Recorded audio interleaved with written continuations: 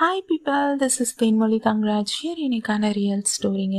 In 1985, 27th of February, Avadi அப்படின்ற ஒரு ஊரில் ஒரு அழகான ஏஞ்சல் பிறந்தாங்க.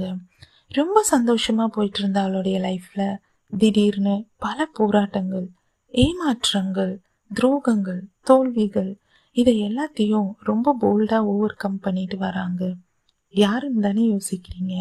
இட்ஸ் மீ, நானே தாங்க. Today is my birthday. I just want to thank the Almighty God for adding one more year in my life.